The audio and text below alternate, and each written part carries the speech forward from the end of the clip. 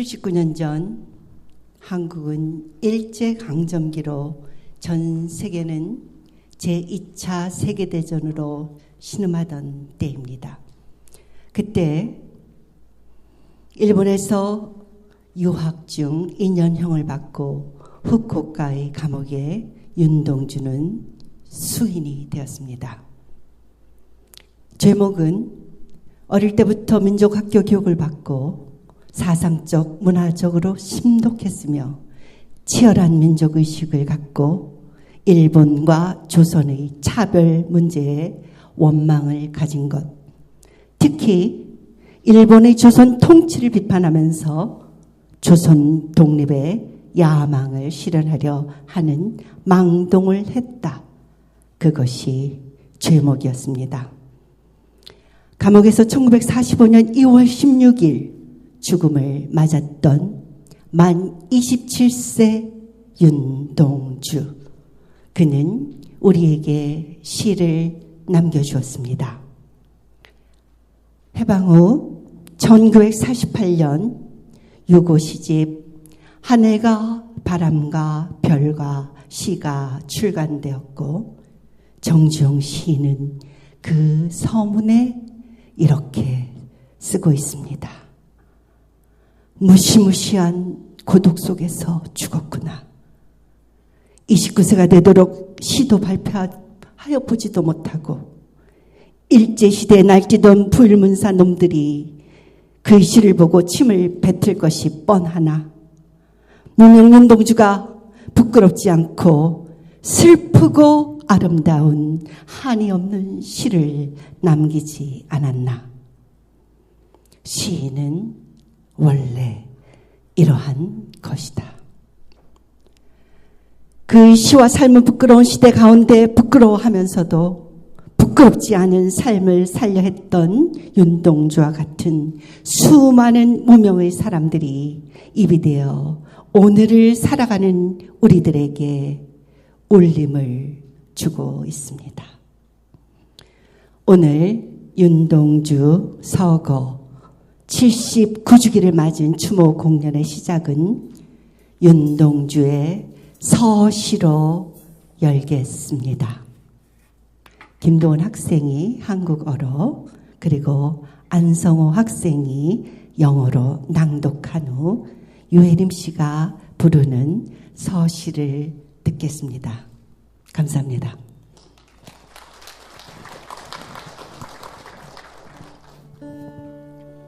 Prelude by Yun Dong-ju. Let me have no shame under the heaven till I die. Even winds among the foliage pain my heart. With the heart that sings of the stars, I'll love all dying things. And I must fare the path that's been allotted to me. Tonight also, the winds sweep over the stars. 서시 윤동주. 죽는 날까지 하늘을 우러러 한 점 부끄러움이 없기를. 잎새에 이는 바람에도 나는 괴로워했다. 별을 노래하는 마음으로 모든 죽어가는 것을 사랑해야지.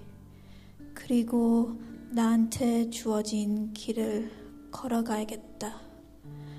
오늘 밤에도 별이 바람에 스치운다.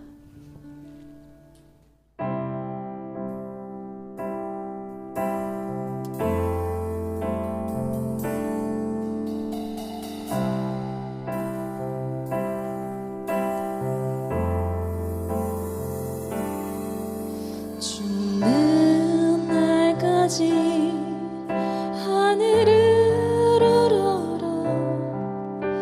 한 점 부끄러움 없기를. 잎새에 있는 바람에도 나는 괴로워했다.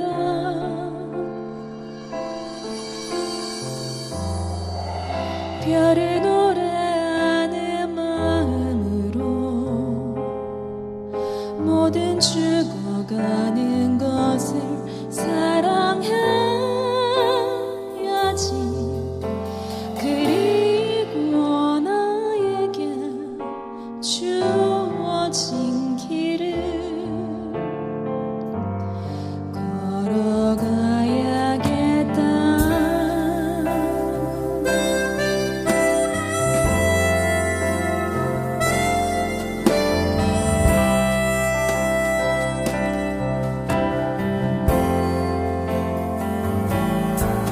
죽는 날까지 하늘을 우러러 한 점 부끄럼 없기를. 잎사야이는 바람에도 나는 괴로워했다.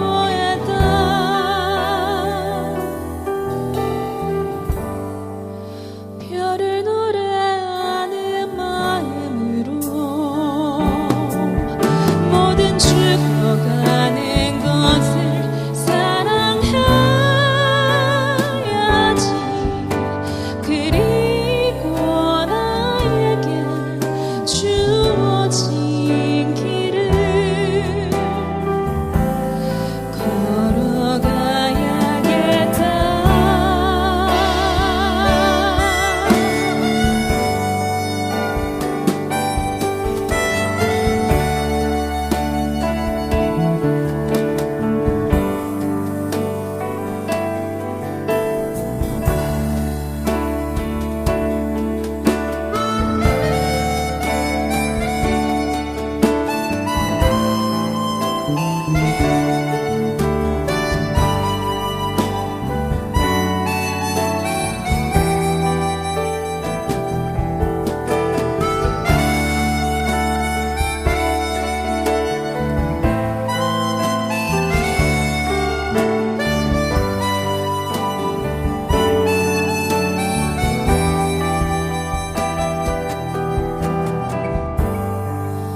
별을 노래하는 마음으로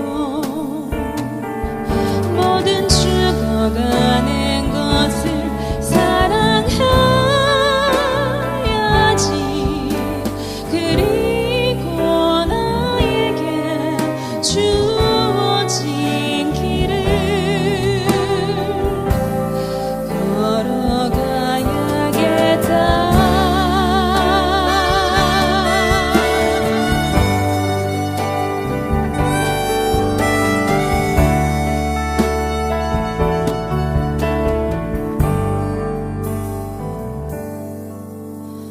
오늘 밤에도 별이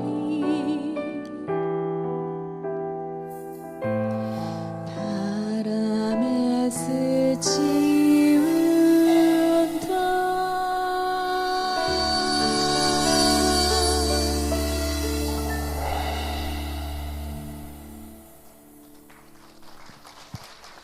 함경북도에서 1886년 증조 할아버지와 할아버지가 두만강을 건너 이주했던 곳, 북간도라 불렸던 만주 명동천에서 윤동주는 1917년 12월 30일 태어났습니다. 그리고 그보다 석 달 전인 9월 28일 고종 사촌인 송몽규가 같은 집에서 출생했는데, 이들은 이후 삶의 여정에서 죽음까지 함께하는 삶의 라이벌이자 동반자, 소울메이트였습니다. 1934년 겨울 송몽규가 동아일보 신춘문에 응모한 짧은 소설이 당선되었고, 함께 습작해왔던 만 16세의 윤동주는 이에 큰 자극을 받아 현존하는 첫 번째 시 3편을 같은 해 크리스마스 이브에 완성하였습니다. 이듬해인 1935년 송몽규는 학업을 중단하고 독립운동을 위해 중국 낙양에 있는 군관학교로 떠났고, 윤동주는 평양 숭실중학교에 들어갔는데 신사참배겁으로 폐교되면서 친일계 학교인 광명중학교로 편입하게 되었습니다. 당시 썼던 이런 날이란 시가 있습니다. 이 시에서 일본의 국경 이래 학교 정문에 나란히 걸린 일본 국기와 만주 국기, 그리고 그런 날 아마도 송몽규의 잃어버린 완고한 형을 그리워하며 부릅니다. 1938년 만 22세의 윤동주는 서울의 연희전문학교, 지금의 연세대학교 송명구와 함께 입학했고 한 달쯤 후에 쓴 시 새로운 길은 당시의 설렘을 잘 보여주고 있습니다. 입학 당시에 대해 송우회 작가의 윤동주 평전의 글을 보겠습니다. 윤동주의 입학 동기생인 유영 교수의 증언을 통하여 그들의 연전 시절의 모습을 알아보자. 이러한 때의 민족운동의 분산인 연희동산을 찾아오는 이들은 다 제각기 뜻이 있어서 온 젊은이들이었다고 할 수 있다. 학생들이 그러한 자세와 정신에서 찾아왔고 또 교수 역시 우리 결의 학문과 정신을 지도하는 가장 유명한 인사들이었다는 것은 더 말할 나위 없다. 그러니까 동주는 그야말로 꿈에 그리던 학원으로 청운의 뜻을 품고 온 것이다. 혼자 온 것이 아니라 고종사촌인 송몽규와 더불어 왔다. 혈연 관계가 있기도 하겠지만 얼굴도 비슷하고 키도 비슷해서 마치 쌍둥이 같았다. 그런데 성격은 완전 반대라고 할 수 있다. 동주는 얌전하고 말이 적고 행동이 적은데 반해 몽규는 말이 거칠고 떠벌리고 행동 반경이 큰 사람이었다. 그러면서 시를 같이 공부하고 창작도 같이 하였다. 그러한 성격은 시에서도 나타나 좋은 대조를 이루었다. 그러나 그러한 성격 차이가 한 번도 어떤 불화나 틈을 벌리게 한 것을 필자는 일찍이 듣지도 보지도 못했다. 그리고 이듬해 윤동주는 우물 속에 비친 자신의 모습을 성찰하는 시 자화상을 씁니다. 우물 속에는 달이 밝고 구름이 흐르고 하늘이 펼치고 한 사나이가 있습니다. 하늘을 우러러 한 점 부끄러움이 없기를 염원했던 그에게 자신의 모습은 오점과도 같아 그 사나이가 미워져 돌아갑니다. 하지만 돌아가다 생각하니 그 사나이가 가여워집니다. 다음으로 정신호 씨가 부르는 잃어버린 형을 그리워하는 시 이런 날과 김나래 씨가 부르는 연희전문에 입학 당시에 청운의 꿈을 담은 새로운 길, 그리고 유혜림 씨가 부르는 우물 속 사나이를 그린 자화상을 연이어 듣겠습니다.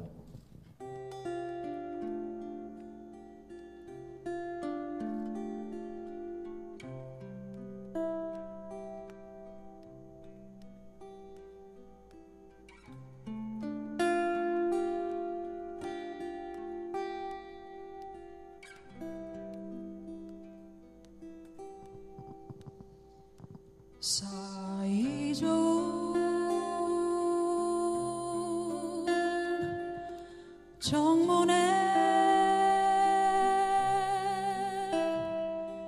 두 돌기둥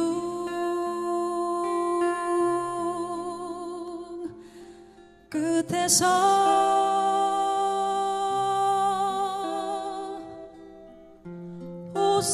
오색기와 태양기가 춤을 추는 날, 춤을 추는 날, 그 묽은 지역의 아이들이 즐거워하다.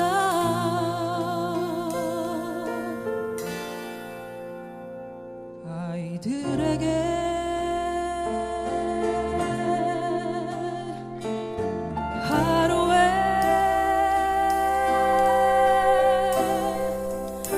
건조한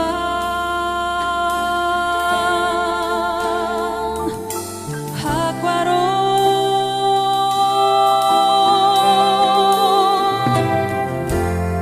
해맑은 미소가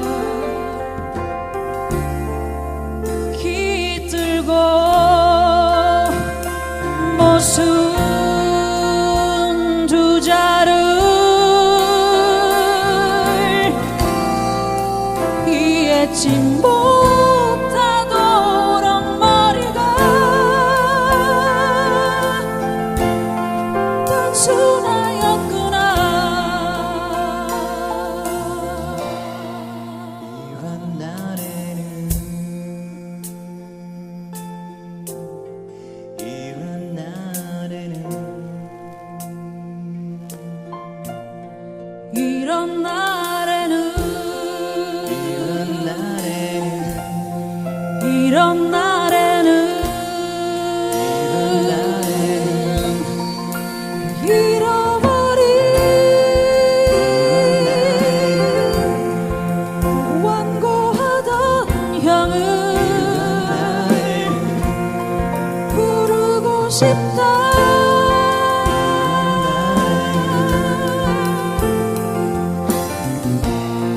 부르고 싶다. 이런 날에는 이런 날에는 잃어버린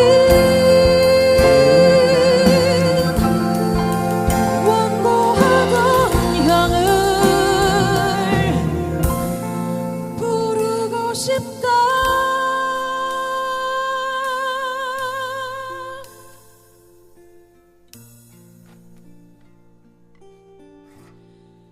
이런 날에는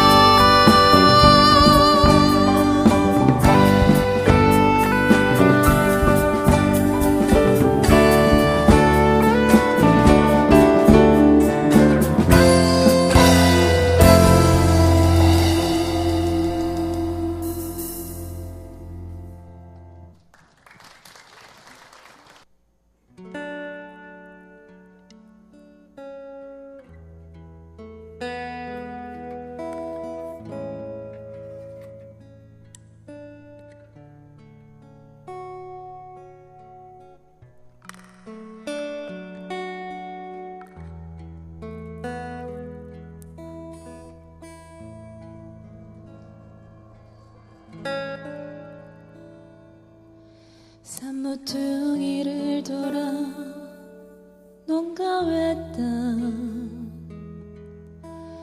우물을 홀로 찾아가서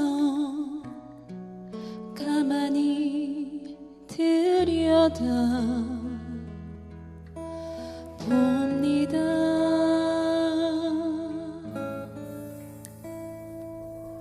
우물 속에는 달이 밝고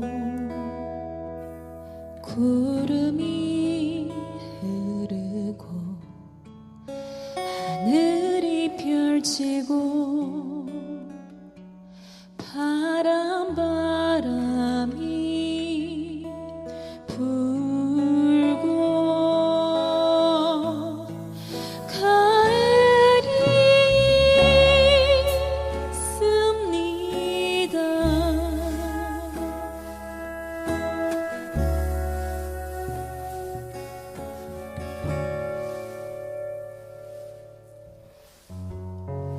그리고 한 사나이가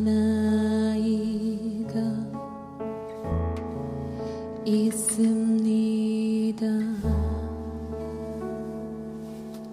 어쩐지 그 사나이가 미워져 돌아갑니다.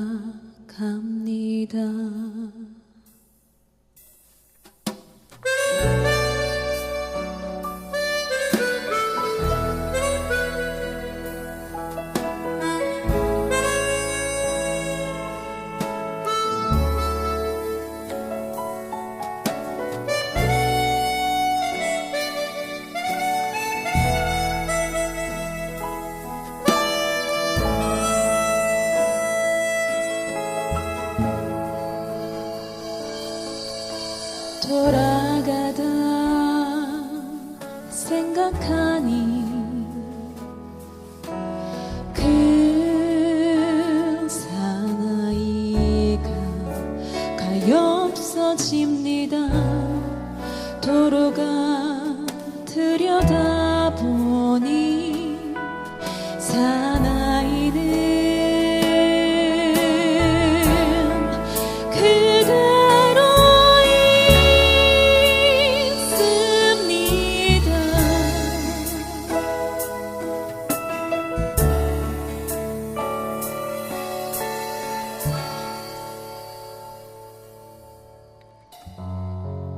다시 그 사나이가 미워져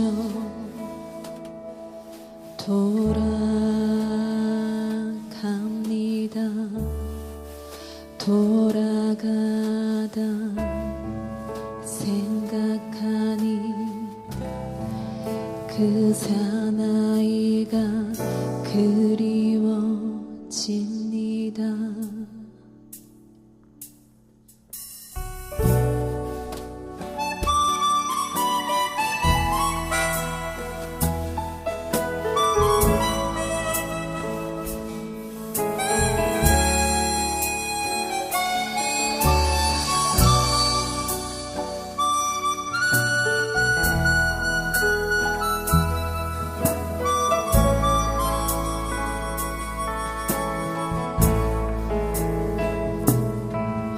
우물 속에는 달이 밝고 구름이 흐르고 하늘이 펼치고 바람이 불고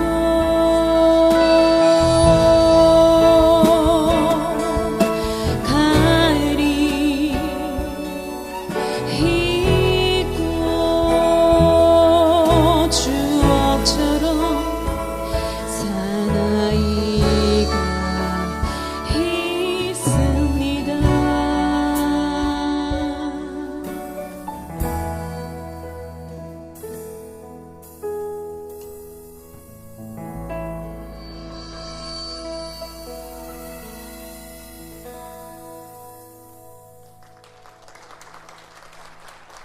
1940년 만 22세가 된 윤동주는 한참을 절필하다가 다시 시를 쓰게 됩니다. 이에 관해 송우회 작가는 윤동주 평전에서 이렇게 말합니다.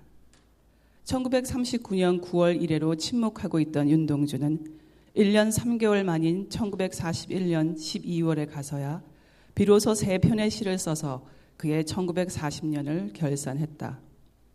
그가 견디어온 긴 침묵의 기간 동안 그의 주변은 시대 상황에 대한 그의 고통을 더욱 견디기 힘들게 몰아가는 일들이 계속 일어나고 있었다. 이제 압제자는 점점 더 거침없이 광포한 폭력을 휘두르고 있었다. 이런 상황을 겪으며 나온 것이 1940년 12월의 시 팔복, 병원, 위로의 3편이다. 그중 병원이라는 시에 대한 윤동주의 벗, 정병욱의 회고는 다음과 같습니다. 동주가 졸업기념으로 자선시집 하늘과 바람과 별과 시를 엮은 자필시고는 3부였다. 그 하나는 자신이 가졌고 한 부는 이양하 선생께 그리고 나머지 한 부는 내게 주었던 것이다.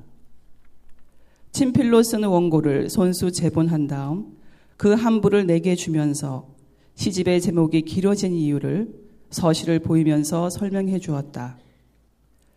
그리고 처음에는 시집 이름을 병원으로 붙일까 했다면서 표지에 연필로 병원이라고 써넣어 주었다. 그 이유는 지금 세상은 온통 환자 투성이이기 때문이라 하였다. 그리고 병원이란 앓는 사람을 고치는 곳이기 때문에 혹시 이 시집이 앓는 사람들에게 도움이 될 수 있을지도 모르지 않겠느냐고 겸손하게 말했던 것을 기억한다. 그 다음 해인 1941년 윤동주는 17편의 시를 씁니다. 그 첫 작품이 무서운 시간입니다. 다시 윤동주 평전으로 돌아가 보겠습니다. 이 시는 그야말로 무서운 시이다. 자신이 살고 있는 시대의 역사가 도전해오는 소리를 그 시간을 온몸으로 느낀 개인이 그의 온 감각으로서 반응하는 모습이 한 장의 스틸 사진처럼 강렬한 명암으로 나타나 있다. 역사라는 것, 그리고 그것이 부르는 소리와 그 부름에 응답해야만 할 사명감, 그것을 깨달은 시간, 그것은 진실로 두려운 시간, 무서운 시간이었다. 나를 부르지 마오라는 절규가 절로 튀어나오도록 마치 예수가 십자가에 달려 죽기 전날 밤 가능하면 이 잔을 내게서 옮겨달라고 기도했던 것처럼 그렇다. 지금이 무서운 시간임을 인식하고 그에 민감하게 반응한 자리, 바로 그 자리에서 일개 시인 지망생이었던 윤동주가 참으로 시인 윤동주라는 황홀한 존재가 되어 우뚝 일어선 것이다. 그의 시들이 참으로 그만의 음향과 빛깔과 성격과 그 다음 채취를 갖기는 실로 이 무서운 시간이라는 시로부터다. 다음으로 정신옥 씨가 부르는 병원과 무서운 시간을 청해 듣겠습니다.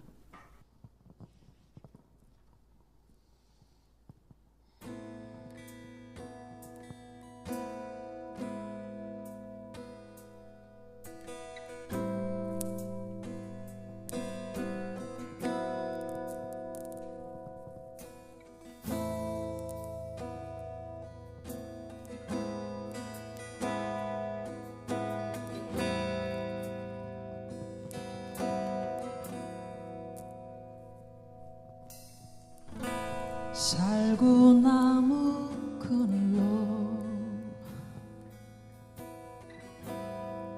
얼굴을 가리고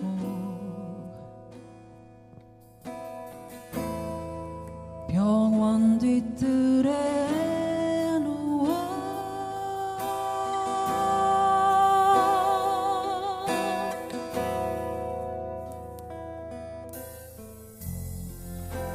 젊은 여자가 흰 옷 아래로 하얀 다리를 드러내놓고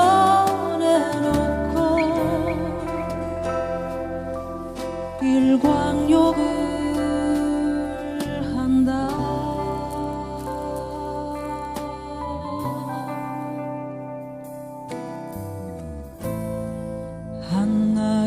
밤이 기울도록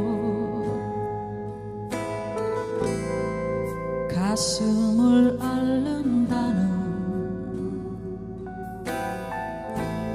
이 여자를 찾아오는 이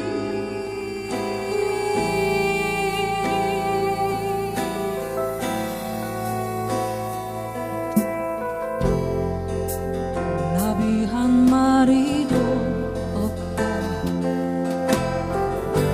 슬프지도 않은 살구나무 가지에는 바람조차 없다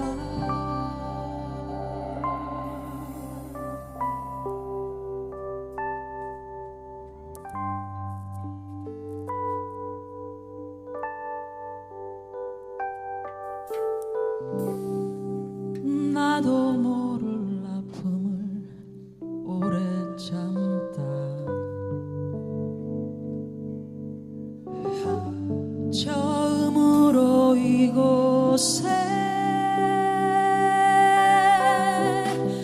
찾아왔다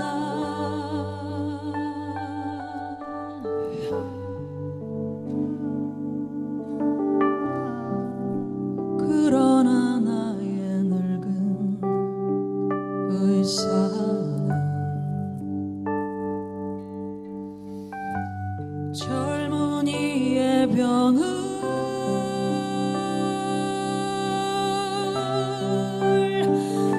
모른다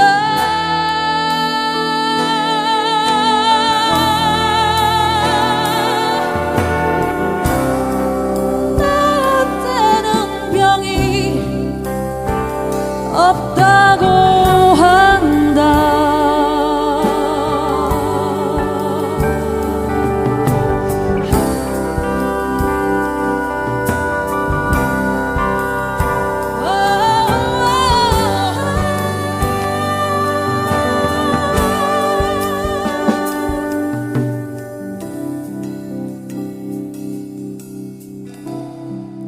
이 지나친 피로 이 지나친 시련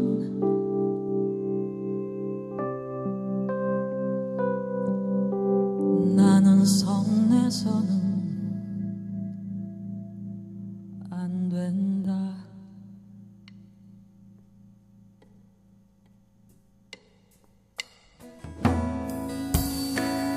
여자름 자리에서 일어나 옷깃을 여미고 화단에서 금장화 한 포기를 다 가슴에 꽂고 병실 안으로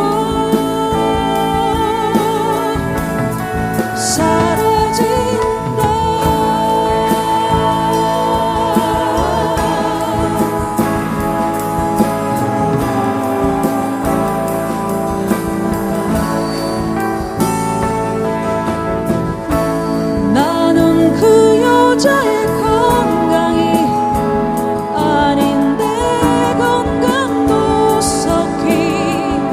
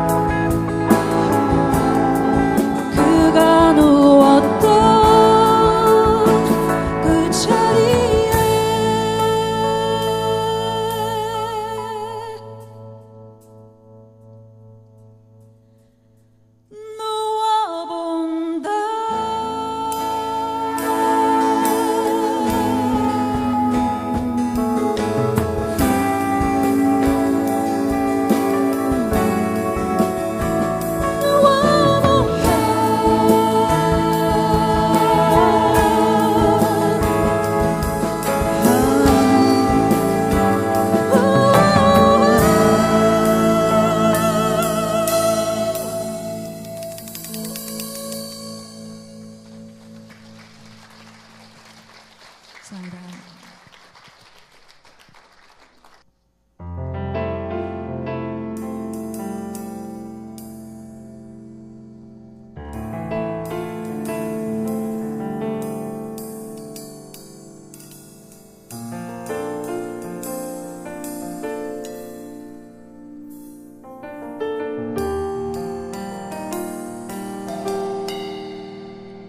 그날은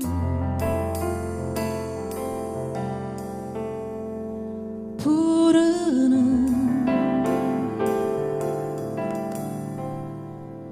것이 누구요? 가랑잎 이파리 부르러 나오는 그늘인데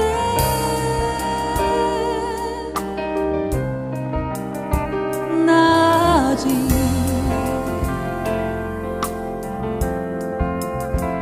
여기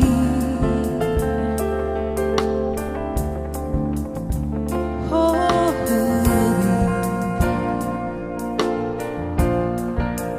남아있어.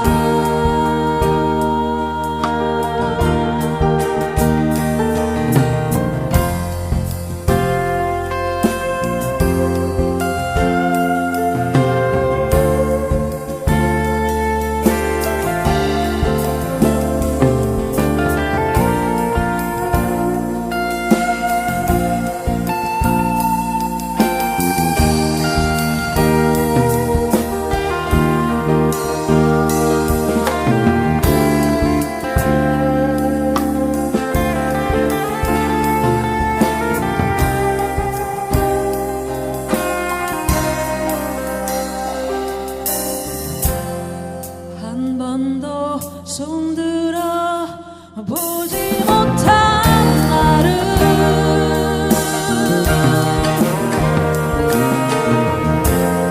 손들어 표할 하늘도 없는 나를 어디에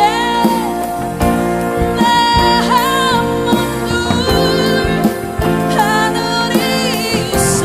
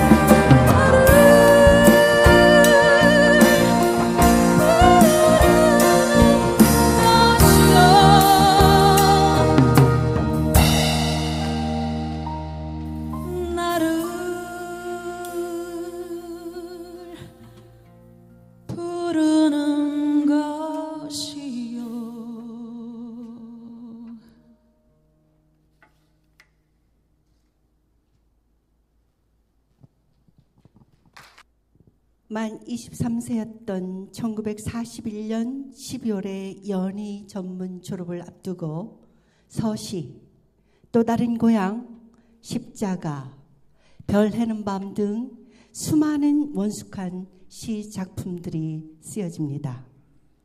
그중 십자가라는 시에 대해 유양선 교수의 책 순결한 영혼 윤동주에서 쓴 글을 함께 나누어 보도록 하겠습니다.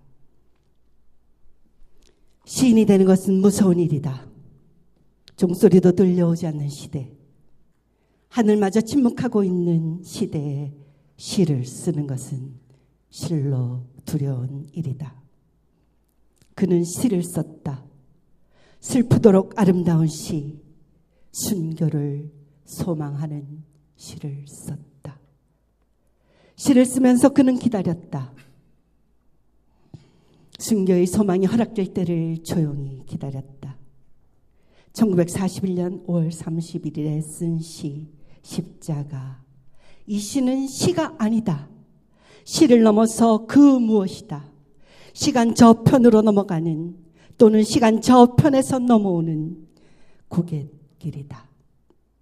아득히 올려다 보이는 첨탑 위의 십자가 그 자체이다.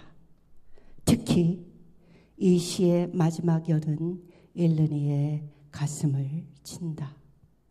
마지막 연은 다음과 같다. 모가지를 들이고 꽃처럼 피어나는 피를 어두워가는 하늘 밑에 조용히 흘리겠습니다. 누가 이렇게 말할 수 있을까? 이 무서운 말을 어쩌면 이토록 조용히 말할 수 있을까? 이것은 인간의 언어일까? 아니면 하늘의 언어일까? 시인은 시대의 칼날 앞에 모가지를 들이우겠다고 말한다. 모가지에서 흘러나오는 시인의 여린 목소리는 우리의 귀를 먹먹하게 하고 온몸을 떨리게 하고 우리의 온 마음을 두렵게 한다. 이 시가 쓰인 1941년 5월, 하늘도 하늘 밑도 어두워져 가고 있었다.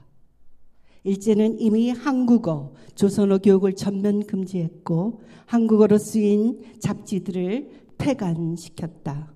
세계 곳곳에서 전쟁의 참흑이 벌어지고 태평양 전쟁의 전운마저 감돌면서 캄캄한 어둠이 온 세상에 짙게 내려깔리고 있었다. 시인은 그 어둠 속에 자신의 피를 흘리겠다고 말한다. 청춘의 재단에, 민족의 재단에, 시대의 재단에 꽃처럼 피어나는 피를 조용히 흘리겠다고 말한다. 그리하여 죽음을 살아내겠다고 말한다. 아, 시는 마침내 순교의 소망을 이루었다. 1945년 2월 16일 새벽 이영만리 효국가 형무소에서 숨을 거둔 것이다. 이 시를 쓴 지 3년 8개월 만이었고 해방되기 6개월 전이었다. 후쿠오카에서 화장된 뒤 수습한 시인의 유골은 북간도 용정동산의 중앙묘지에 묻힌다. 이 시에서 조용히 말한 대로 시인은 어두워가는 하늘 밑에 청춘의 피를 흘렸다. 피는 생명이다. 생명은 꽃으로 피어난다. 그러기에 흘리는 피는 피어나는 꽃이다. 순결한 청춘의 피를 흘리는 것은 곧 새 생명이 꽃처럼 피어나는 것이다. 유양선 순결한 영혼 윤동주에서 유혜림 씨가 부르는 또 다른 고향과 십자가 들어보시겠습니다.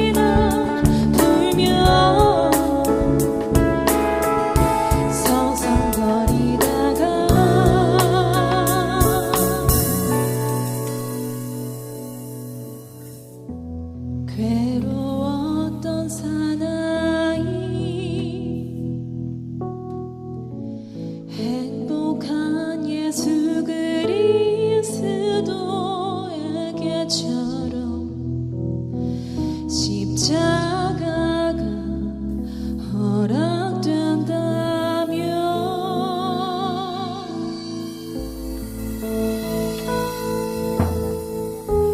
모가지를 들이우고 꽃처럼 피어나는 비를 어두워가는 하늘 밑에 조용히 흘리겠습니다.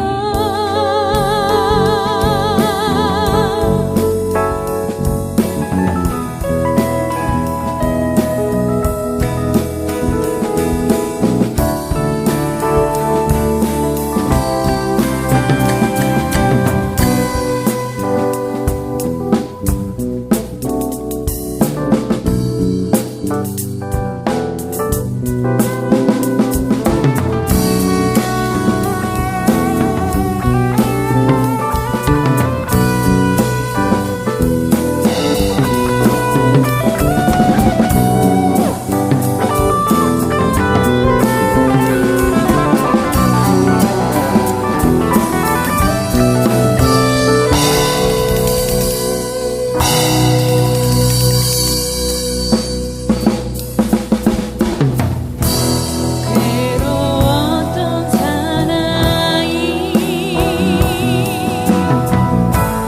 행복한 예수 그리스도에게처럼 십자가가 허락된다면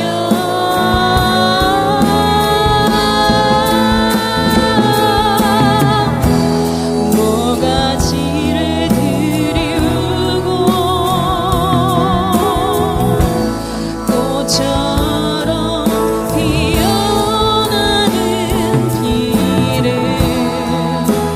어두워가는 하늘 밑에 조용히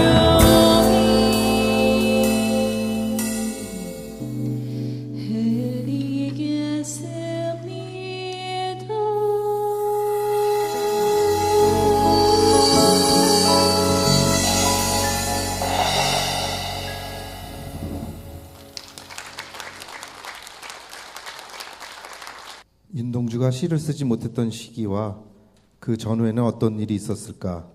1938년 조선 교육령이 개정되어 중학교에서 조선어 교육이 사실상 금지되었고 1939년 11월 10일 창시 개명제도가 공포되었고 시행일은 1940년 2월 11일이었습니다.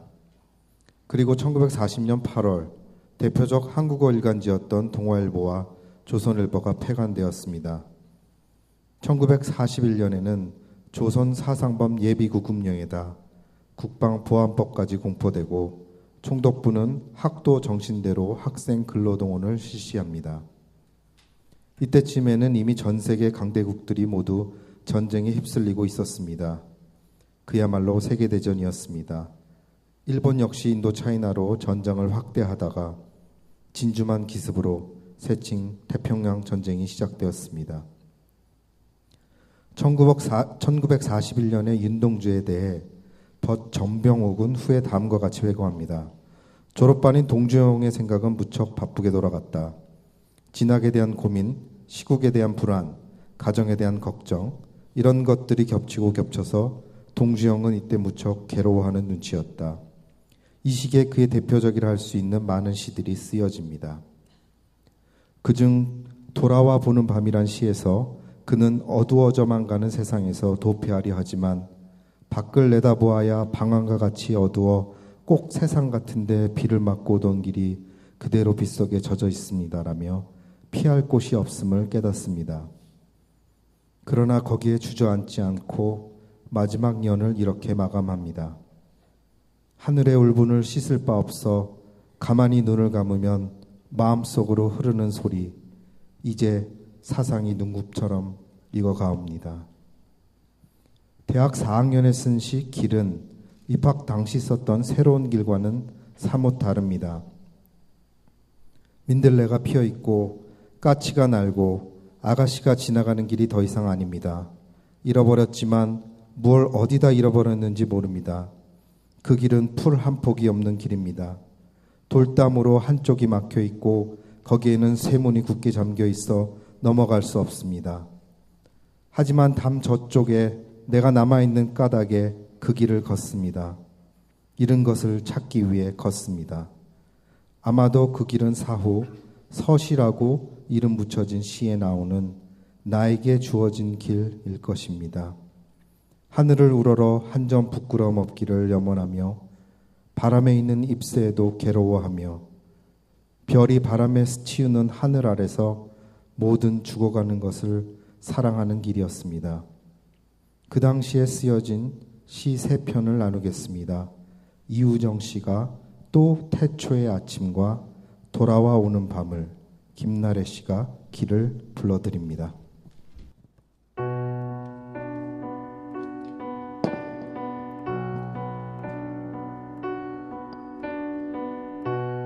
하얗게 눈이 덮이었고 전신주가 잉잉 울어 하나님 말씀이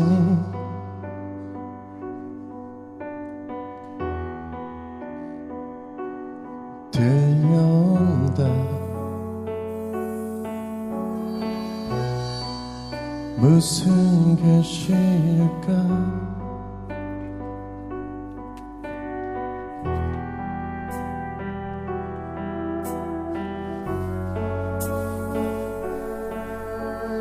빨리 봄이 오면 죄를 짓고 눈이 밝아 빨리 봄이 오면 죄를 짓고 눈이 밝아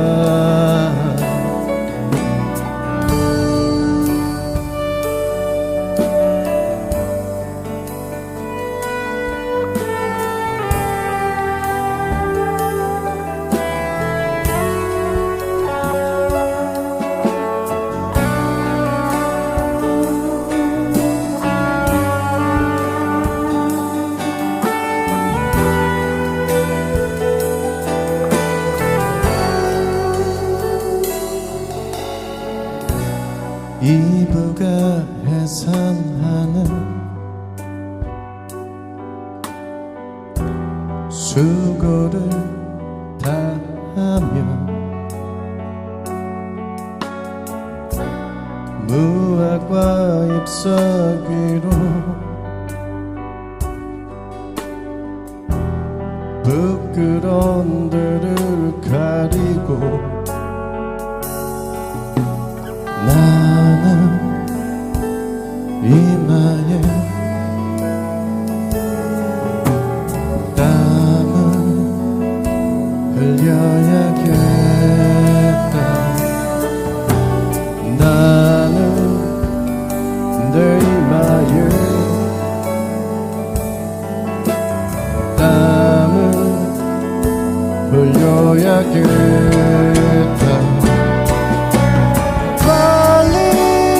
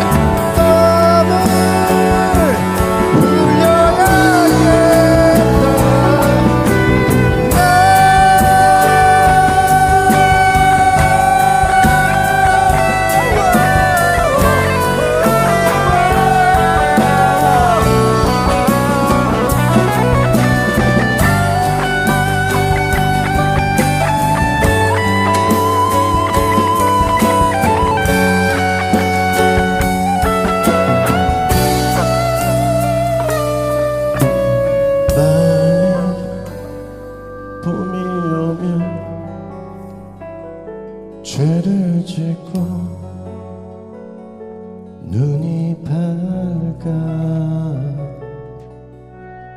나는 내 이마에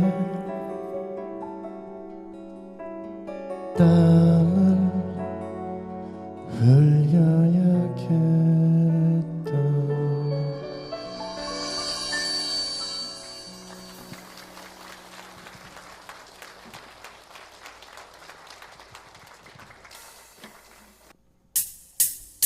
세상으로부터 돌아오듯이 이제 내 좁은 방에 돌아와 불을 끕니다.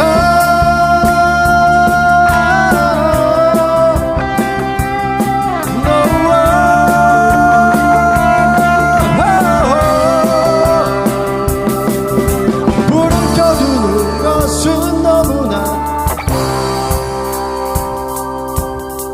비로로는 일이 옵니다. 그것은 낮에 영장이 없기에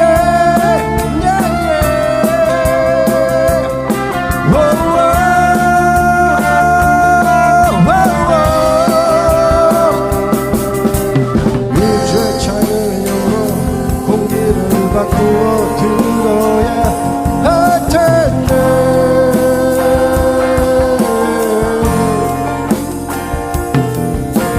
밖을 내다보아야 방안과 같이 어두워 세상 같은데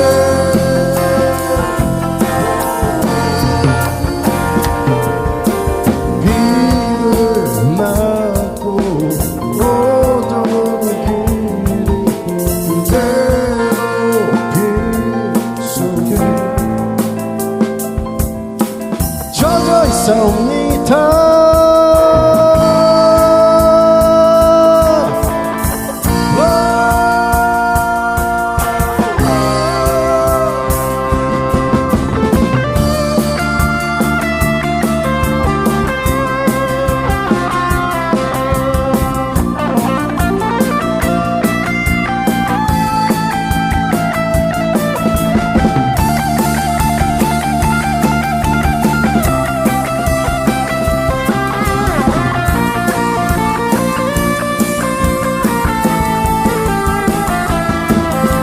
불을 켜두는 것은 너무나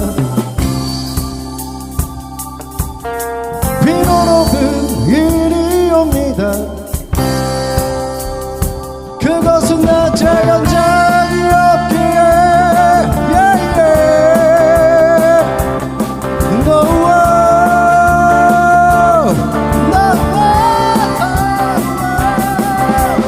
하루의 울분을 씻을 바 없어 가만히 눈을 감으면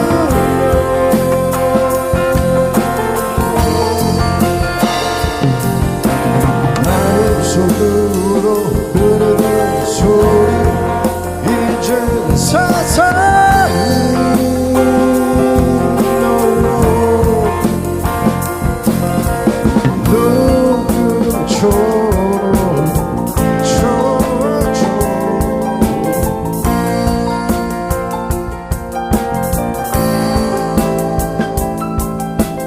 이거가 옵니다.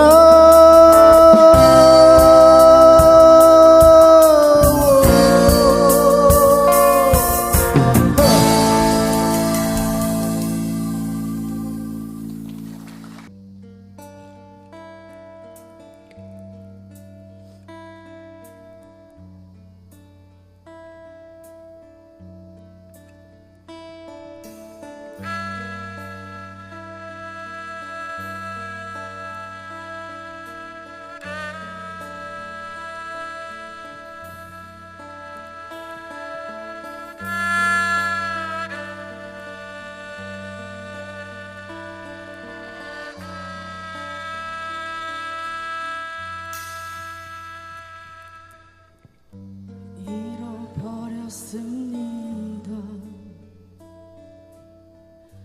무얼 어디다 잃었는지 몰라.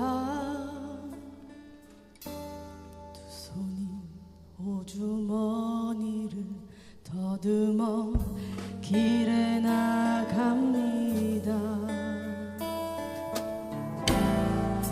돌과 돌과 돌이 끝없이 연달아 길은 돌담을 끼고 갑니다. 담은 쇠문을 굳게 닫아 길 위에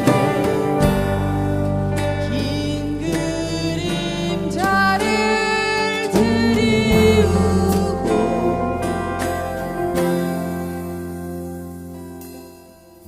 길은 아침에서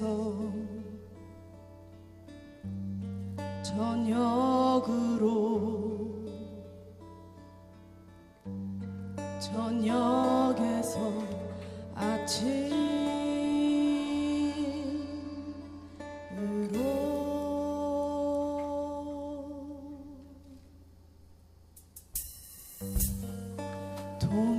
통했습니다.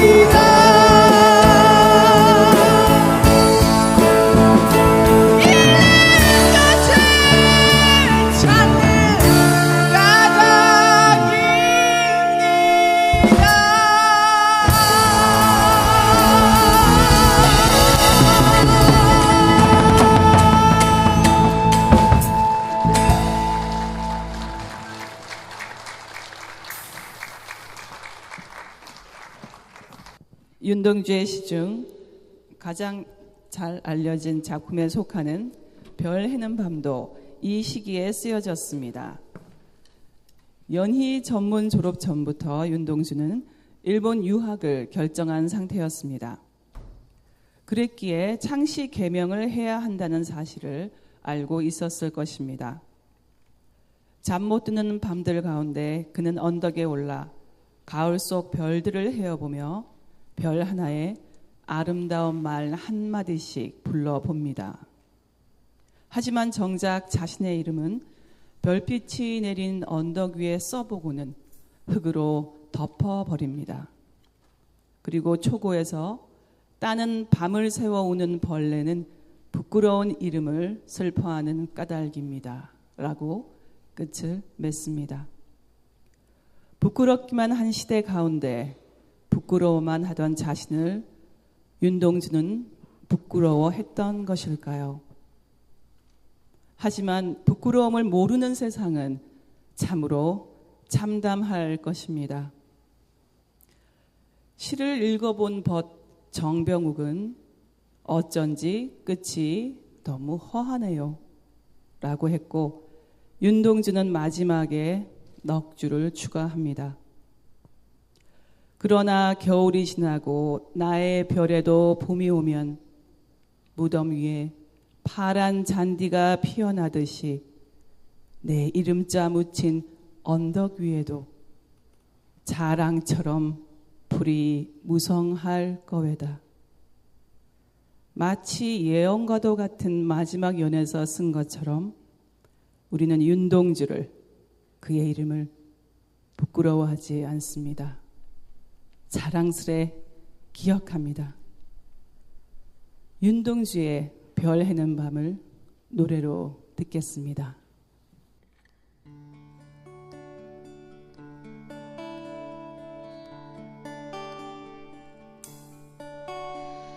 계절이 지나가는 하늘에는 가을로 가득 차 있습니다. 나는 아무 걱정도 없이 가을 속의 별들을 다 헤일 듯합니다. 가슴 속에 하나둘 새겨지는 별을 이제 다 못하는 것은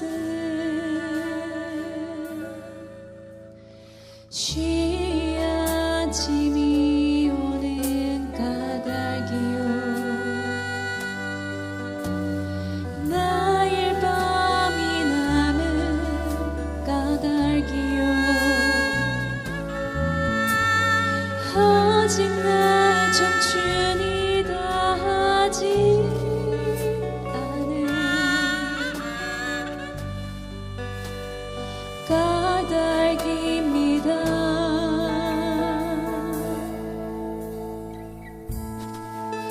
별 하나의 추억과 별 하나의 사랑과 별 하나의 쓸쓸함과 별 하나의 동경과 별 하나의 시와 별 하나의 어머니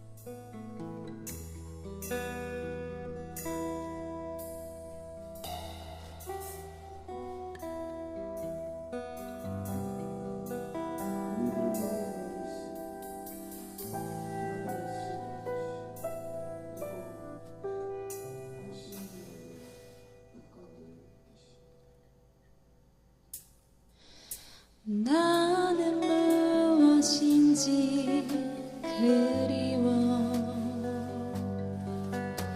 이 많은 별빛이 나린 언덕 위에 나 이름자를 써보고 흙으로 덮어버리었습니다. 따는 밤을 세워오는 벌레는 부끄러운 이름을 슬퍼하는 까닭입니다.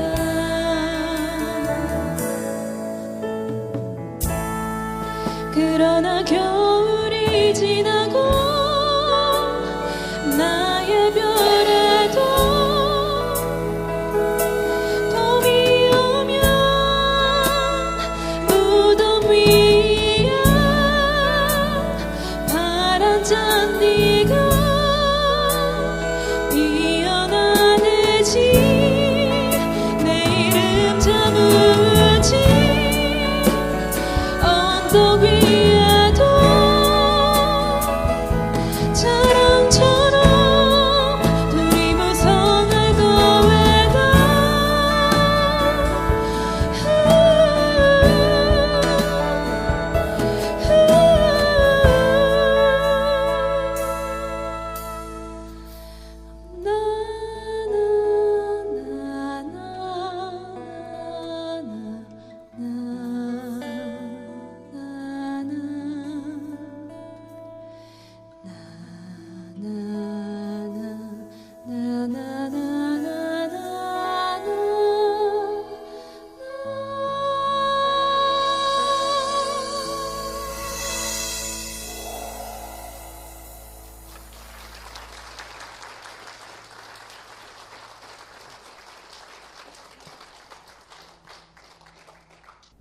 윤동주 시인이 좋아서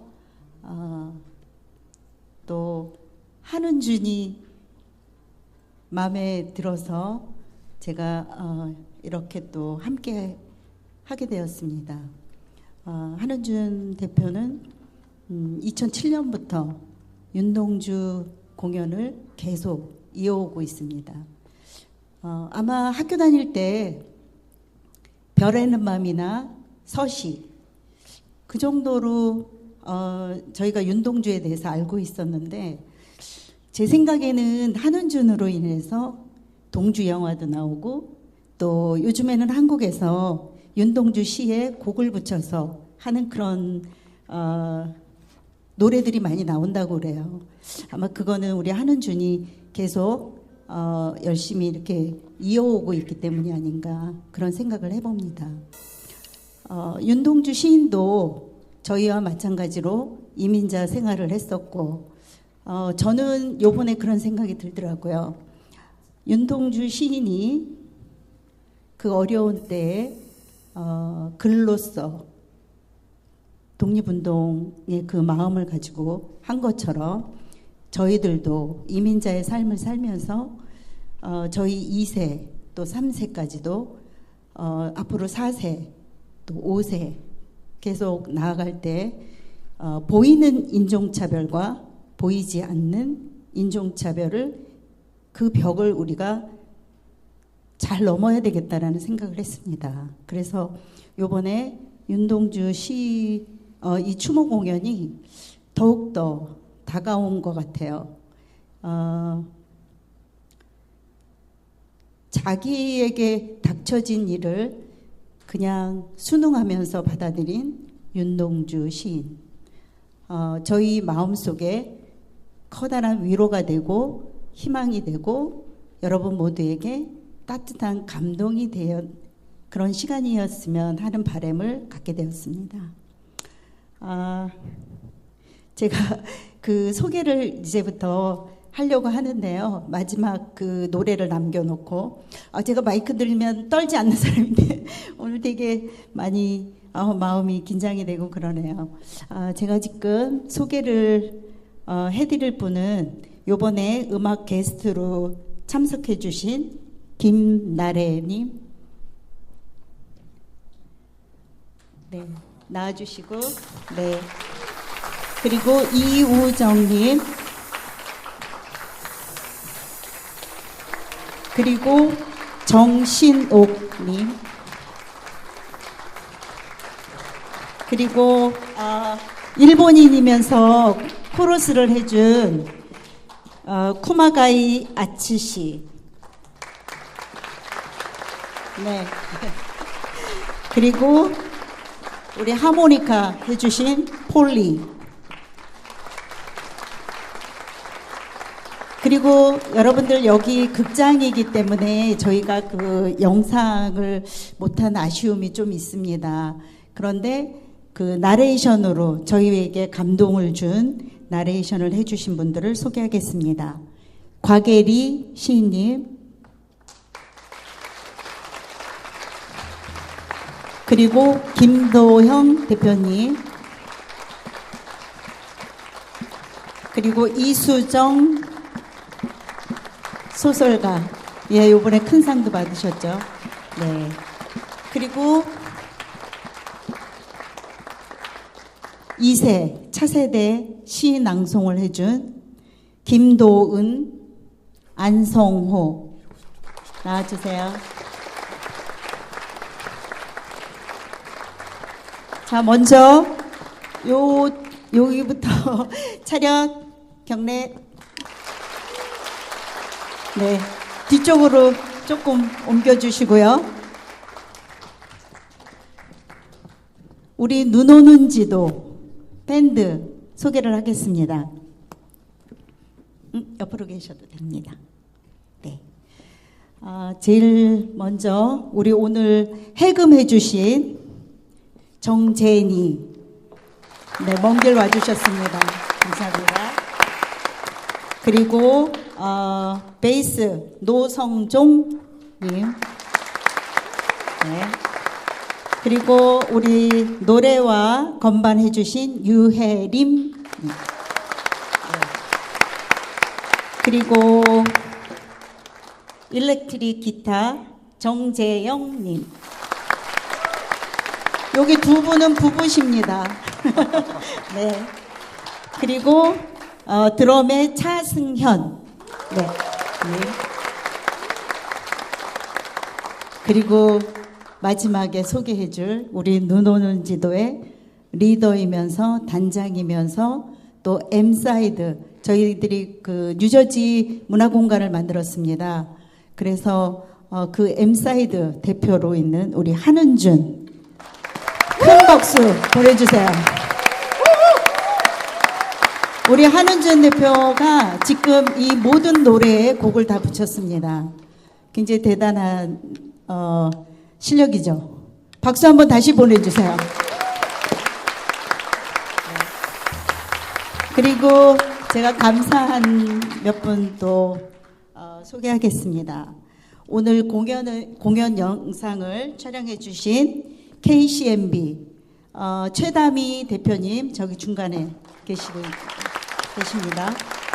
그리고 오늘 오디오를 위해서 수고해 주신 신주형님, 어디 계시죠? 네, 저쪽에 계십니다. 그리고 저희들 사진을 항상 잘 찍어주시고 멋진 것을 기록해 주시는 최영수 변호사님. 네. 그리고 저희가 또 연습할 때마다 장소를 제공해 준 뉴저지 한인성공회 원호길 신부님, 감사합니다.